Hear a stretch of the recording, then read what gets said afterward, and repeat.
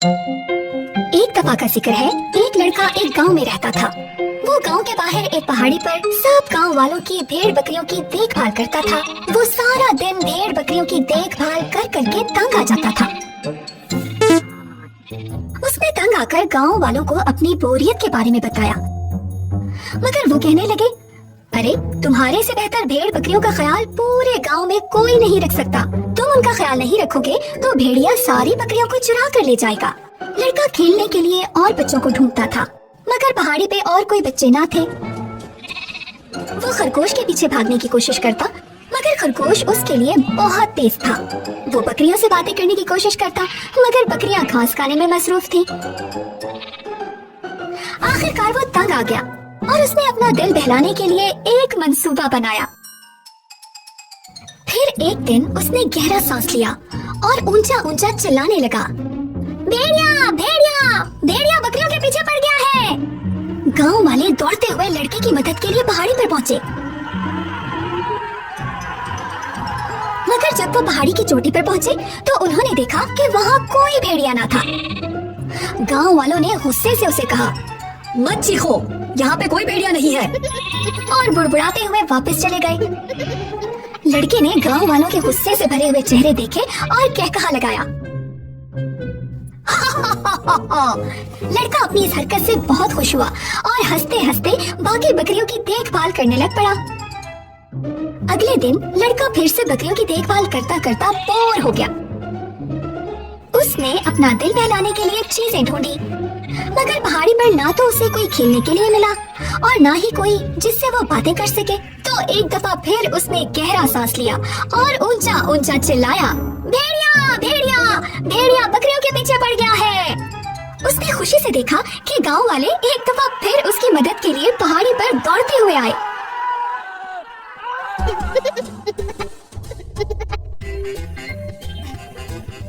और एक दफा फिर उन्हें कोई भेड़िया पहाड़ी पर ना दिखा।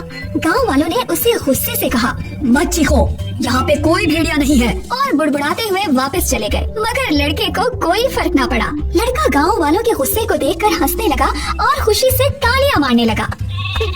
इस तरह तो मैं कभी बोर नहीं होऊंगा। अगले दिन लड़का बकरियों के साथ पहाड़ी की चोटी पर बैठा था। उसने सोचा, मैं एक दफा फिर गांव वालों को तंग करता हूँ, जो एक दफा फिर दौड़ते हुए पहाड़ी पर आ जाएंगे। मगर उसी वक्त उसने वाकई दरख्तों के करीब एक भेड़िया देखा। लड़का डर गया और छलांग मारकर खड़ा हुआ और चिल्लाने लगा, भेड़िया भेड़िया भेड़िया बकरियों के पीछे पड़ गया है। मगर उस वक्त गांव वाले ना आए, क्योंकि उन्हें लगा कि लड़का एक दफा फिर उनके साथ मजाक कर रहा है।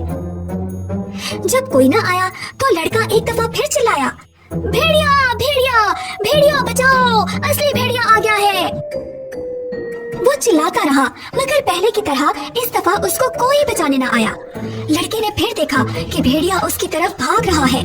उसने भेड़िया के तेज और बड़े बड़े दांत देखे, उसकी बड़ी बड़ी सुर्ख आंखें देखी और वो डर कर दरख्त के ऊपर चढ़ गया। वो अपने आप को भेड़िए से बचाने के लिए दरख्त की सबसे ऊंची शाख पर चढ़ गया। उधर से उसने देखा कि भेड़िया ने सारी बकरियों को भगा दिया है। लड़का मदद के लिए पुकारता रहा, मगर कोई ना आया और वो अपनी भागती हुई बकरियों को देखकर रोने लग पड़ा। शाम होने पर जब लड़का अपनी बकरियों के साथ वापस ना आया तो गांव वाले परेशान होने लग पड़े। वो उसे ढूंढते हुए पहाड़ी तक पहुँचे, जहाँ वो उन्हें रोते हुए मिला। लड़के ने गांव वालों की तरफ देखा और कहने लगा, आज वाकई में यहाँ एक भेड़िया आया था, उसने सारी बकरियों को भगा दिया।